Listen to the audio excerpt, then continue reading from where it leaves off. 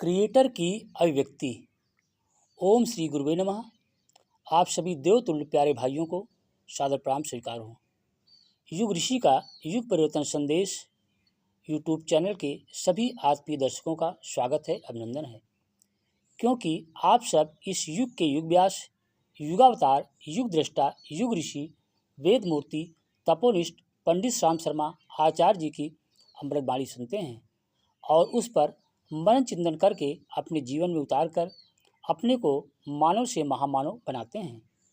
मनुष्य जन्म तो सहज होता है, पर मनुष्यता कठिन प्रयत्नों द्वारा प्राप्त करनी पड़ती है। ये दिव्य अमृतमय संदेश आप सुनते हैं युग निर्माण योजना और युग परिवर्तन के उद्घोषक युग ऋषि पंडित श्याम शर्मा आचार्य जी का। तो आइए शुरू करते हैं आज का वीडियो संदेश गृहस्थ जागरण की दिशाधारा नामक प्रकरण से, जिसका विषय है विवाहित जीवन का अलौकिक आनंद। जी हाँ, पुनः ध्यान दें, विवाहित जीवन का अलौकिक आनंद। इस टॉपिक पर आपको 7 वीडियो संदेश युग ऋषि के क्रमशः मिलते रहेंगे। इन सभी वीडियो को ज़्यादा से ज़्यादा अपने इष्ट मित्रों तक संप्रेषित करें, कमेंट करें, लाइक करें और चैनल को सब्सक्राइब जरूर कर लें, ताकि एक युग के ऋषि द्वारा लिखा गया युग साहित्य का ज्ञान अमृत संदेश आप तक पहुँचे। आप सभी को धन्यवाद। विवाह संस्कार पर दहेज दानों की कुदृष्टि। मित्रों, विवाह एक परम पवित्र धार्मिक संस्कार है। उसे सात्विकता एवं धार्मिकता के सौम्य वातावरण में सादगी के साथ मनाया जाना चाहिए। ये हमारा दुर्भाग्य ही है कि लोगों ने इस धर्म कृत्य को भी एक व्यवसाय बना लिया है। कहीं लड़कियां बेचकर धन कमाया जाता है और कहीं लड़के बेचकर दहेज लेने की प्रथा चल पड़ी है। ऐसी लोभ वृत्ति हमारी संस्कृति पर कुठाराघात ही है। आजकल पैसे के पीछे लोग इतने पागल हो रहे हैं कि वे खुलेआम बेशर्मी से अपने बच्चों का मोल भाव तय करते हैं। लड़के का पिता को उसके जन्म से ही हुंडी भुनाने के सपने देखने लगता है। उसकी शिक्षा दीक्षा और कार्य व्यापार भी इस प्रकार निश्चित किया जाता है कि विवाह के समय अधिक से अधिक दहेज मिलने की संभावना रहे। कन्या के गुण, स्वभाव, परिवार आदि सब बेकार दिखाई देते हैं यदि वो यथेष्ट दहेज ना ला सके। कई योग्य कन्याओं को तो इसी कारण अस्वीकृत कर दिया जाता है। देखा तो यहाँ तक गया है, यदि यथेष्ट दहेज का आश्वासन मिल जाए तो पहले अस्वीकृत की गई कन्या को पसंद करके विवाह के लिए स्वीकृत दे दी जाती है। कहीं कहीं तो डॉक्टर, इंजीनियर आदि के दहेज के रेट भी तय होते हैं। लड़के के पिता अधिक धन पाने के लिए अपने लड़के की नीलामी तय करते देखे जाते हैं। ये तो आम बात हो गई है कि लड़के के लालन पालन और शिक्षा दीक्षा में जो व्यय हुआ है वो तो कम से कम दहेज के रूप में मिलना ही चाहिए। जब तक है दहेज का दानो, नारी का उत्कर्ष असंभव। करो सदा ऐसा ही काम, जिनका हो सुंदर परिणाम। मित्रों, दहेज के साथ निष्ठुरता भी जुड़ी रहती है। लालच में अंधा व्यक्ति ये नहीं सोचता कि उसकी तृष्णा की पूर्ति में दूसरे पक्ष को कितना कष्ट उठाना पड़ेगा। कन्या का पिता विवस्था में अपनी सारी आर्थिक स्थिति को समाप्त करके विवाह के साधन जुटाता है। फिर भी वर पक्ष संतुष्ट नहीं होता है। अधिक धन पाने के लिए वे इस तरह तरह के हथकंडे अपनाते हैं, दबाव डालते हैं और अपमानित करने से भी नहीं चूकते। दहेज का ये रक्त पिपासु दानव हर गृहस्थ को बर्बाद करने की ताक में रहता है। लोग झूठी सामाजिक प्रतिष्ठा की आड़ में भी इसे सहयोग व संरक्षण देते रहते हैं। लाखों घर बर्बाद हो गए इस दहेज की बोली में। अर्थी चढ़ी हजारों कन्या, बैठ न पाई डोली में। कितनों के कन्या के अपनी पीले हाथ कराने में, कहाँ कहाँ तक मस्तक टेके आती है शर्म बताने में। जिस पर बीती वही जानता, बात नहीं है कहने की, जीवन भर को कर्ज लद गए सीमा टूटी सहने की। गहने खेत मकान बिक गए सिर्फ मांग की रोली में, अर्थी चढ़ी हजारों कन्या बैठ न पाई डोली में। लाखों घर बर्बाद हो गए इस दहेज की बोली में। इसलिए बेटियों संभलो, सोचो, चिंतन करो, मनन करो, तब जो है विवाह बंधन में बंधो। आगे देखिए इस दहेज के कारण होता क्या है। टूट रहे परिवार रोज ही, फूट रही तकदीरें, लोभी फिर भी खोज रहे हैं नित शोषण की तदबीरें। नौजवान गुणवान युवक क्यों बनता अरे भिखारी है, खून कलेजों का पी जाती ये कैसी बीमारी है। ऐसी क्रूर प्रथा को आओ आज झोंक दे होली में, अर्थी चढ़ी हजारों कन्या बैठ न पाई डोली में। लाखों घर बर्बाद हो गए इस दहेज की बोली में।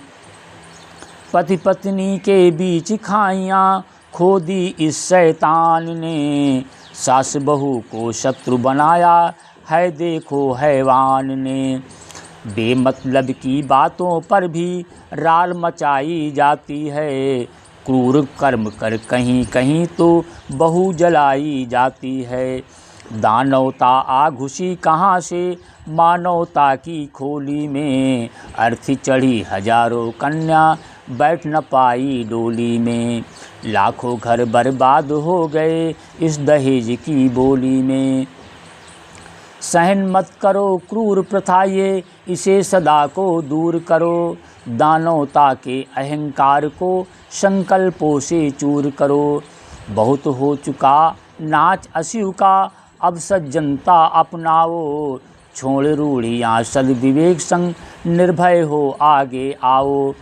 पापों का मन भरा खजाना अब तो अपनी झोली में, अर्थी चढ़ी हजारों कन्या बैठ न पाई डोली में। लाखों घर बर्बाद हो गए इस दहेज की बोली में। मित्रों ये दहेज का दानव बड़ा ही बेशर्म और बेहया है। इससे बचने का प्रयास करें, इस पर मनन चिंतन करें और संस्कार युक्त आदर्श विवाह ही अपनाएं। कुछ व्यक्ति तो आदर्शवादिता का ढोंग करते हैं कि वे दहेज में एक पैसा भी नहीं लेंगे, पर इस अवसर पर कन्या पक्ष की ओर से दिए जाने वाले उपहारों की लंबी चौड़ी सूची थमा देते हैं। आभूषण, कीमती वस्त्र, फर्नीचर, फ्रिज, टेलीविज़न, बर्तन आदि से लेकर साइकिल, स्कूटर और कार तक के उपहार मांगे जाते हैं। उपहारों का ये सिलसिला वर्ष भर प्रत्येक तीज त्यौहार पर भी चलता रहे, ऐसी भी आशा की जाती है। इस प्रकार दहेज का ये दानव परिवार का रक्त चूस कर उसे बर्बाद करने में कोई कसर नहीं छोड़ता है। देवियों मज़े की बात तो यह है कि दहेज लेने वाला भी कोई विशेष लाभ भी नहीं रहता है, उसे भी उसी के अनुरूप मिथ्या प्रदर्शन व धूम धड़ाके में रुपया फूटना पड़ता है। अपने बड़प्पन की धाक जमाने के लिए ही तो दहेज के लिए पैर पसारे थे।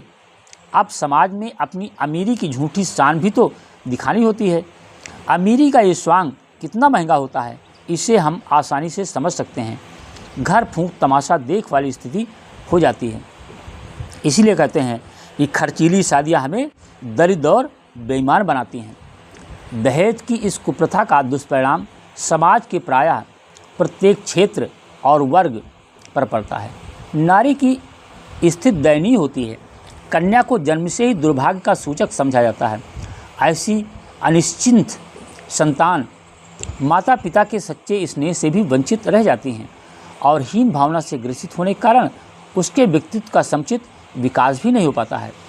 निराशा और हताशा की मनस्थिति में रहने से उचित अवसर आने पर उसके अंदर आशा, उत्साह और स्फूर्ति का उल्लास भी जागृत नहीं होता।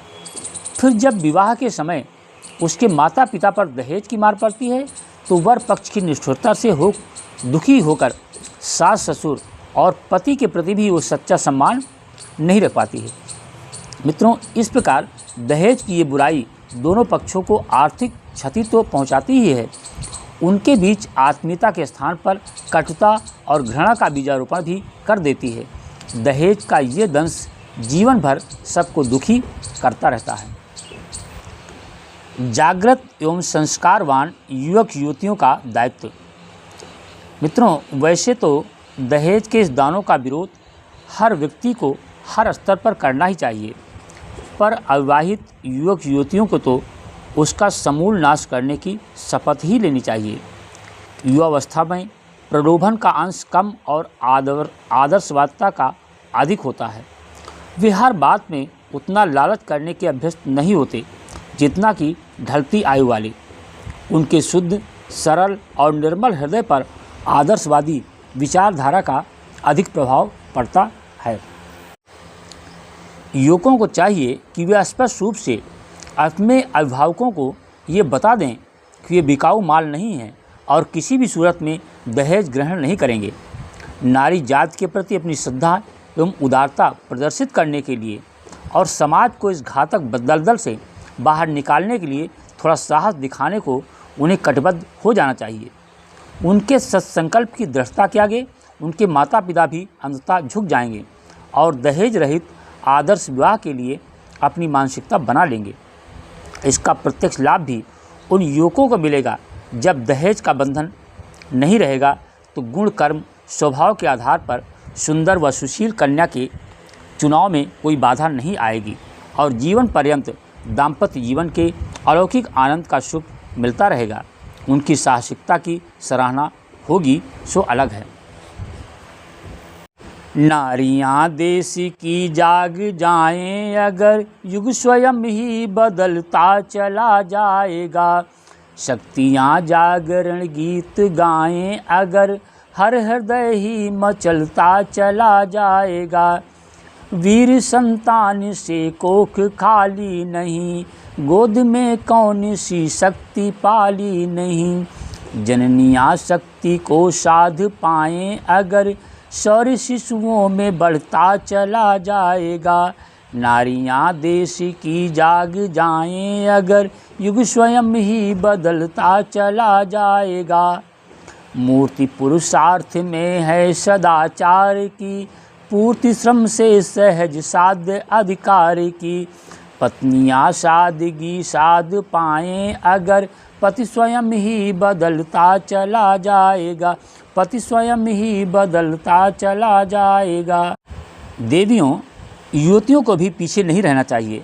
वर्तमान सामाजिक व पारिवारिक परिस्थितियों में लड़कियों से अधिक आशा तो नहीं की जा सकती, परंतु यदि एक लड़की भी दृढ़ संकल्प के साथ दहेज लोभी लड़के व उसके परिवार को ठुकरा दे तो उसके प्रभाव से सैकड़ों लड़कों की आंखें खुल जाएंगी और वे उसके साहस का सम्मान करने को स्वयं आगे आ जाएंगे। दहेज की आग में जलते हुए नारकीय जीवन जीने को बाध्य होने से तो ये कहीं अच्छा है कि ब्रह्मचर्य पूर्वक पवित्र जीवन रखने की प्रतिज्ञा कर ली जाए तथा उपयुक्त वर मिलने पर ही विवाह बंधन में बंधा जाए। वे अपनी शिक्षा, प्रतिभा व क्षमता के आधार पर स्वयं स्वावलंबी बनकर माता पिता का भार भी हल्का कर सकती हैं और समाज में अपनी पहचान भी बना सकती हैं। यदि लड़कियां इस प्रकार का साहस प्रदर्शित कर सकें तो लड़के वाले दहेज का नाम लेना ही भूल जाएं और स्वयं उनके आगे घुटने टेक दें। ऋषि का सूत्र है, भीख मांगना छोड़ो भाई, खाओ श्रम की शुद्ध कमाई। लड़कों को ये बात भी समझ लेनी चाहिए कि दहेज की आकांक्षा वही करते हैं जिन्हें अपने पुरुषार्थ पर भरोसा नहीं होता है। परमपिता परमेश्वर ने उन्हें इतनी प्रतिभा व क्षमता प्रदान की है कि वे अपरिमित धन कमा सकते हैं। अपनी मेहनत और ईमानदारी से कमाए धन की पवित्रता उनके जीवन को आनंद व उल्लास से परिपूर्ण कर देगी। अनीत और अन्याय के द्वारा कमाया हुआ धन जुगनू की भांति चमकता है एवं थोड़ी देर की चकाचौंध के बाद पुनः अंधकार का साम्राज्य छा जाता है। इससे व्यक्ति अनेक दुर्व्यसनों में भी फंस जाता है जिनसे छुटकारा पाना भी कठिन होता है। यही स्थिति दहेज से प्राप्त धन व उपहारों के कारण भी होती है। अथर्ववेद ने तो स्पष्ट रूप से ये घोषणा की है कि जो पुरुष स्त्री द्वारा लाए गए द्रव्य का उपभोग करता है वो अपवित्र हो जाता है। शास्त्रों में ये विधान है कि ज्ञानवान, हष्टपुष्ट और पुरुषार्थी व्यक्ति ही सुंदर, सुशील, गुणवती स्त्री के साथ विवाह करके गृहस्थ आश्रम का दायित्व निभाए। अग्नि, सूर्य व राजा के समान परिवार के पालन पोषण की व्यवस्था करे। पति सूर्य के समान सदैव कर्मशील व गतिशील रहें। परिवार की आवश्यकतानुसार यथेष्ट धनोपार्जन करें और राजा के समान पत्नी व परिवार को संतुष्ट, सुखी व सुरक्षित रखें। कुसंस्कारी व्यक्ति इन दैवी शास्त्रीय मर्यादाओं का पालन नहीं करते। वह अज्ञान व आलस के कारण सदैव दुखी रहते हैं। वे मुफ्त के माल के ही चक्कर में रहते हैं और अपनी इस निकृष्टता का प्रमाण देते हुए जबरन दहेज वसूल करने का निष्ठापूर्ण दुस्साहस भी करते ही हैं। मित्रों, विवाह के समय वधू के परिवार की ओर से यदि स्वेच्छा से कुछ द्रव्य दिया जाता है तो वो उसका स्त्री धन है। ऐसे धन का उपयोग करने का पति को कोई अधिकार नहीं होता है। माता पिता द्वारा अपनी पुत्री को स्वेच्छा दिए गए उपहार और जबरन वसूले गए दहेज में जमीन आसमान का अंतर होता है। दहेज लेना कानूनी अपराध तो है ही, ये आत्मा को पतित करके पुरुष के मान, सम्मान, यश, गौरव सबको धूल में मिला देता है। पत्नी के धन से अपनी गृहस्थी की गाड़ी खींचने की जो योजना बनाते हैं उनसे अधिक नीच, धूर्त और दुष्ट दूसरा नहीं हो सकता है। इसलिए देवियों, जागो, जागो प्यारी बहनों जागो, अब समय नहीं है सोने का। सोई शक्ति को पहचानो, अब गया जमाना रोने का। चंड मुंड के मर्दन को तुम महाचंडिके बन जाओ। महिषासुर का वध करने को तुम महादुर्गा बनकर आओ। जागो लक्ष्मी बाई जागो, आसुरी शक्ति से टकराओ। सत्यवान को सावित्री बन यम से आज छुड़ा लाओ। तुम जागो तो जाग उठे सारा हिंदुस्तान। जगत गुरु फिर से बने अपना देश महान, अपना देश महान। देवियों, इन सभी बातों पर गंभीरतापूर्वक विचार करके सभी संस्कारवान जागृत युवक युवतियों को अपना दायित्व निभाना चाहिए और समाज को इस घृणित कुप्रथा दहेज से मुक्त करने में अपना ठोस सहयोग प्रदान करना चाहिए। कन्यादान और दहेज का अंतर समझें। मित्रों, कन्यादान का ये अर्थ नहीं है कि जिस प्रकार कोई संपत्ति, जमीन, जायदाद, गाय, बैल आदि बेचे या किसी को दान में दे दिए जाते हैं, उसी प्रकार कन्या को भी दान में दिया जाता हो। हर मनुष्य की एक स्वतंत्र सत्ता और कोई भी उसका दान नहीं कर सकता है, चाहे वो उसके माता पिता ही क्यों ना हो। विवाह तो एक द्विपक्षीय समझौता है जिसमें दोनों पक्षों को पूरी ईमानदारी व निष्ठा के साथ अपने कर्तव्यों का निभाना होता है। इसमें खरीदने, बेचने या दान करने का तो प्रश्न ही नहीं उठता है। कन्यादान का वास्तविक तात्पर्य तो यह है कि कन्या के भरण पोषण, सुरक्षा, सुख शांति, आनंद उल्लास आदि को जो दायित्व अब तक उसके माता पिता या अभिभावक उठा रहे थे, उनका स्थानांतरण अब वर और उसके परिवार पर हो जाता है। इसमें दान की यदि कोई बात है तो वो इस दायित्व और कर्तव्य के दान की ही है, जिसे वर पक्ष को चौगुने मनोयोग पूर्वक निभाने को तत्पर रहना चाहिए। उस गुप्त दान को भी कन्यादान कहा जाता है जो विवाह के समय स्नेहवश अभिभावकों द्वारा कन्या को दिया जाता है। इसके बारे में तो किसी को कुछ पूछने या जानने का अधिकार भी नहीं है, न उसके प्रदर्शन की आवश्यकता है। शास्त्रों में इसे गुप्त दान या गुप्त रखने के लिए ही आटे की लोई में छिपाकर देने की व्यवस्था है। पर अब लोगों ने इस पवित्र स्नेहिल उपहार को भी दहेज का आधार बना लिया है और कन्यादान में महंगे आभूषणों की मांग की जाती है। ज़्यादा जेवर का बनवाना है संकट को न्योत बुलाना। मित्रों, कन्यादान के वास्तविक अर्थ को समझकर इस प्रकार के भ्रामक एवं दुष्टतापूर्ण अनर्थ का सर्वथा त्याग कर देना चाहिए और इसकी मूलभूत भावना का सम्मान करना चाहिए। ओम शांति। क्रिएटर का विनम्र निवेदन। युग ऋषि का युग परिवर्तन संदेश यूट्यूब चैनल के आत्मीय दर्शकों, अभी आप सुन रहे थे युग ऋषि का अमृतमय संदेश। इस पर मनन चिंतन करें और जो आपके लिए उचित हो उसे अपने आचरण में उतार कर नर से नारायण बने और जीवन को धन्य बनाएं।